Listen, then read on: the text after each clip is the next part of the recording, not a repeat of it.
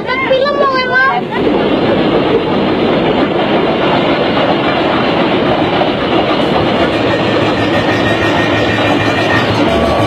Akan membahas tentang penjajahan Belanda ke Indonesia yang dikabarkan atau dipercayai masyarakat sekarang ini dijajah selama 300 tahun. Betulkah Indonesia dijajah selama 300 tahun? Eropa di daerah Belanda itu ada salah satu kelompok pedagang atau sebuah komunitas pedagang yang bernama VOC ya. Jadi VOC itu sebuah kelompok yang sangat besar.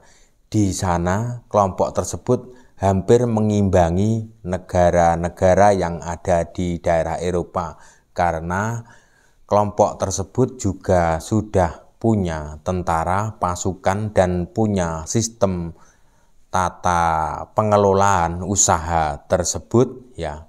Dan singkat cerita akhirnya datang ke Batavia. Jadi Batavia tersebut di daerah Pulau Jawa bagian barat atau di daerah Jakarta tersebut.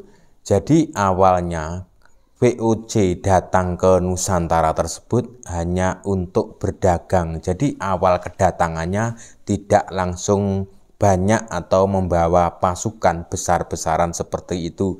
Jadi beberapa tahun itu melakukan transaksi jual beli dengan masyarakat penduduk Nusantara atau pulau atau orang Jawa tersebut.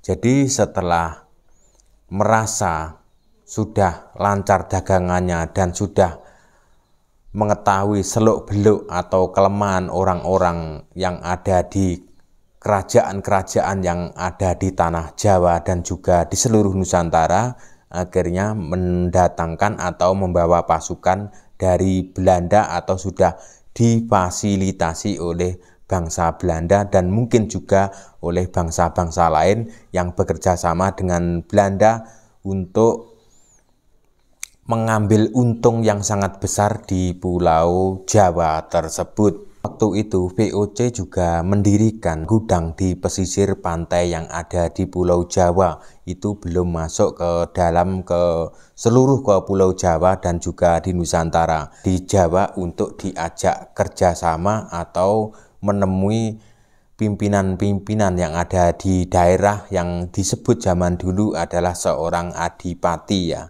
Kalau sekarang mungkin disebut bupati pada waktu itu, untuk diajak kerjasama untuk bagi hasil. Jadi ketika para pedagang VOC tersebut membeli rempah-rempah atau hasil panen orang Jawa tersebut, jadi para adipati atau para tokoh-tokoh orang Jawa pada waktu itu dulu juga mendapat keuntungan seperti itu. Jadi singkat cerita sudah berganti tahun, akhirnya para VOC dan juga bekerja sama dengan negara-negara lain sudah mulai berdatangan. Yang awalnya cuma berdagang, itu para VOC atau para penjajah tersebut itu juga pengen menguasai Nusantara, karena mengetahui masuk lebih dalam ke Nusantara atau Pulau Jawa tersebut, dilihat dari struktur tanah dan juga sumber alam tersebut melimpah, makanya akhirnya pengen dikuasai.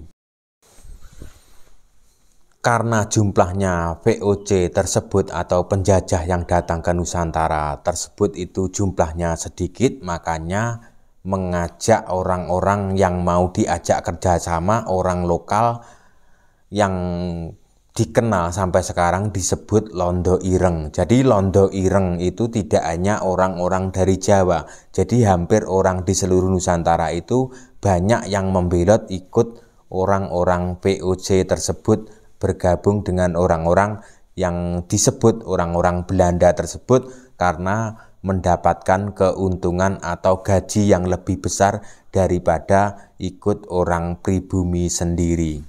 Orang-orang VOC atau penjajah yang bergabung dengan VOC tersebut sudah menguasai hampir separuh di Pulau Jawa tersebut ya. Itu mereka akhirnya mendatangkan alat-alat dari negara Belanda. Jadi pada penjajahan sudah masuk ke era modern ya, itu di Belanda sana itu sudah perkembangan atau daerah Eropa sana itu sudah maju seperti adanya kereta api. Jadi karena di Pulau Jawa khususnya juga dan Sumatera tersebut juga waktu itu sudah ada namanya tanam paksa. Jadi para adipati yang ada di Jawa tersebut itu menyuruh atau setengah memaksa kepada rakyat yang ada di bumi Jawa tersebut untuk menanam rempah-rempah atau menanam padi atau hasil bumi lainnya itu sebanyak-banyaknya, karena para adipati tersebut pada waktu itu sudah bekerja sama dengan VOC atau disebut Belanda tersebut. Akhirnya orang-orang VOC mendatangkan yang disebut sekarang ini dikenal dengan nama kereta api, karena untuk mengangkut hasil bumi dari pelosok-pelosok yang ada di Pulau Jawa dan Sumatera. Menurut cerita buku sejarah dan juga cerita lisan yang ada di masyarakat Pulau Jawa, pada waktu itu Belanda sebenarnya mau membangun jalur kereta api atau mendatangkan kereta api ke Nusantara itu sebenarnya juga masih ragu. Sampai sekarang itu jejaknya di Pulau Jawa masih banyak, contohnya seperti stasiun yang ada di Ponorogo, Jawa Timur itu bekas stasiunnya yang masih tampak dan bisa dilihat sampai sekarang itu ada di dekat Pasar Slaung, juga ada di dekat Pasar Balong, dan juga di Pasar Jetis, seperti itu yang ada di Ponorogo dan di stasiun kota Ponorogo seperti itu. Itu jejak-jejak kereta api yang ada di Pulau Jawa yang sudah tidak dipakai atau sudah mangkrak peninggalan zaman Belanda seperti itu. Hasil bumi orang-orang Nusantara zaman dulu itu, orang VOC atau orang Belanda itu membeli hasil panen orang-orang Jawa itu dengan harga murah ya, karena takut oleh para orang-orang pribumi tersebut atau penguasa orang-orang yang ada di Jawa tersebut, selain takut sama orang Belanda tersebut ya. Orang-orang Belanda yang datang itu tidak hanya untuk menguasai bangsa Nusantara atau semua pasukan itu bertugas untuk menakut-nakuti orang-orang yang ada di Jawa Nusantara tersebut, tapi mereka juga mendatangkan ahli-ahli, karena pada waktu itu orang Indonesia belum mengenal yang namanya sekolah seperti itu, jadi minimnya pendidikan nasional. Tapi kalau masalah adat dan budaya, orang Jawa Nusantara tersebut sudah menguasai dengan bahasa-bahasa sendiri seperti itu. Tapi kalau untuk bahasa nasional, untuk seperti tulisan yang kita pakai sekarang ini, pada waktu itu belum ada. Jadi orang-orang Belanda waktu itu juga mengajarkan pendidikan ke orang-orang pribumi, tapi yang dididik adalah orang-orang anak-anak pejabat pada waktu itu, dan juga orang-orang yang sudah kaya atau sudah punya pengaruh di kawasan tersebut. Orang-orang Belanda pada waktu itu juga melakukan penelitian. Jadi orang-orang Belanda itu juga menemukan bekas-bekas candi, bekas-bekas kerajaan zaman dulu yang ada di Jawa.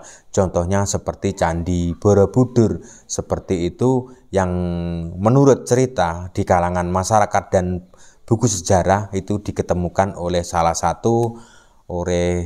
seorang pimpinan besar orang VOC atau orang Belanda tersebut. Dan akhirnya di beberapa tahun maju kemudian itu akhirnya direhab atau direnovasi atau ditata ulang waktu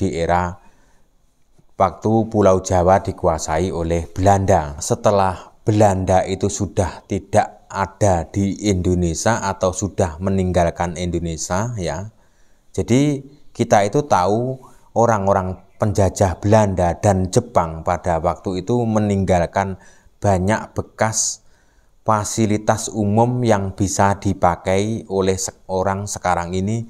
Contohnya seperti rel kereta api ya. Yang pertama rel kereta api, dan kereta apinya yang sekarang bisa dinikmati itu adalah peninggalan orang-orang zaman Belanda. Dan juga banyak sekali saluran-saluran air dan juga bendungan-bendungan yang ada di Pulau Jawa khususnya itu juga adalah bentukan oleh orang-orang zaman Belanda. Dan juga tentang pemetaan wilayah dan juga tentang ketatanegaraan, tentang administrasi dan semua yang dipakai oleh orang-orang pemerintah Indonesia itu masih banyak yang meneruskan atau melanjutkan tatanan di zaman era Belanda. Ketika para penjajah Belanda itu sudah hengkang dari bumi Nusantara, itu banyak sekali artefak-artefak atau peninggalan kuno di era kerajaan seperti benda pusaka itu banyak sekali yang ada di Museum Den Haag Belanda. Nah, pertanyaannya banyak yang mempertanyakan apakah waktu Belanda menjajah ke Indonesia yang itu merampas benda-benda artefak atau benda pusaka tersebut dibawa Belanda, ataukah orang-orang pimpinan-pimpinan yang ada di Indonesia di era-era setelah zaman kerajaan tersebut menyerahkan kepada Belanda atau dijual seperti itu menjadi pro kontra sampai sekarang. Tapi di akhir-akhir ini, beberapa tahun ini, banyak sekali benda-benda artefak atau benda-benda pusaka yang ada di Belanda itu sudah dikembalikan ke Nusantara, seperti yang ada di Ponorogo, seperti yang ada di tempat lain, seperti ada di Bali baru-baru kemarin, dan juga di Lombok seperti itu, sampai hampir ratusan seperti itu sudah dikembalikan ke Nusantara. Belanda selain merampas harta bumi dan benda pusaka yang ada di Nusantara, jadi orang-orang Belanda tersebut tidak hanya merampas hasil bumi, tapi juga melakukan penelitian sampai bertahun-tahun untuk mengetahui asal-usul orang Jawa, asal-usul kerajaan yang ada di Jawa itu seperti apa. Jadi saya akan mengambil contoh. Jadi ketika Kabupaten Ponorogo itu pada waktu itu tidak mengetahui hari jadi Kabupaten Ponorogo itu di hari apa, di tahun berapa, dan hari pasarannya apa, itu waktu itu ketika saya mengikuti acara di makam Bathara Katong, juru kunci Bathara Katong waktu itu bercerita mengatakan bahwa pada waktu almarhum Bupati Markum Singo Dimejo pada waktu itu pergi ke Belanda sampai 2 kali kalau tidak 3 kali dari Ponorogo ke Den Haag Belanda untuk mengetahui hari jadi Kabupaten Ponorogo seperti itu. Jadi catatan-catatan sejarah khususnya yang ada di Ponorogo dan Pulau Jawa dan juga mungkin pulau-pulau yang ada di Indonesia itu ada di Den Haag Belanda. Itu catatannya masih ada sampai sekarang, seperti benda-benda pusaka dan juga catatan-catatan tentang situs-situs budaya yang ada di Nusantara itu. Contohnya seperti Gunung Kelut dan Gunung Merapi yang ada di Jawa Tengah itu oleh orang Belanda supaya ketika gunung tersebut meledak itu dibuatkan saluran untuk lahar seperti itu. Itu juga yang menciptakan adalah orang-orang Belanda. Contohnya seperti di Pulau Jawa ketika dijajah oleh Belanda dan Jepang itu juga ada untung dan ruginya tersebut.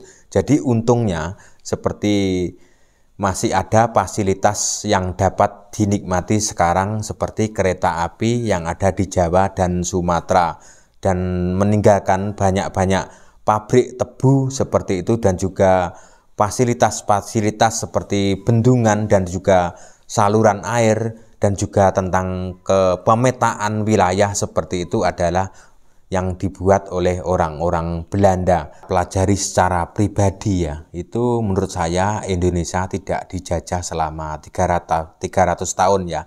Karena yang menggaungkan Indonesia dijajah selama 300 tahun adalah mantan Presiden Soekarno pada waktu itu. Tiap wilayah yang ada di Nusantara ini akan beda cerita atau beda pandangan atau beda pendapat seperti itu apa yang dialami di lingkungannya masing-masing. Yang menjajah Nusantara itu banyak banget, seperti Jepang, Belanda, seperti Inggris, seperti Portugis, seperti itu. Dan di zaman kerajaan dulu itu juga banyak-banyak negara yang menjajah ke Nusantara. Tapi yang lebih dikenal di masyarakat luas umumnya itu yang penjajahan yang selalu dikenang oleh masyarakat Indonesia adalah penjajahan Belanda dan Jepang.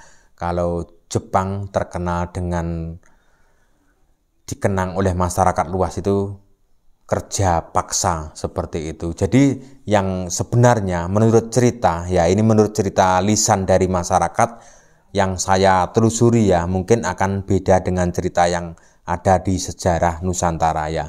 Jadi menurut cerita lisan dari turun-temurun pada waktu kerja paksa Jepang tersebut, contohnya seperti membuat jalan, sebenarnya itu orang-orang Jepang ya seperti itu sebenarnya menggaji ke warga lokal yang ada di Pulau Jawa tersebut, tapi gajinya tidak dikasihkan langsung, dikasihkan ke adipati-adipati yang ada di wilayah tersebut. Dan mungkin juga menurut saya itu para adipati itu memotong gaji tersebut atau bahkan mungkin tidak mengasih seperti itu.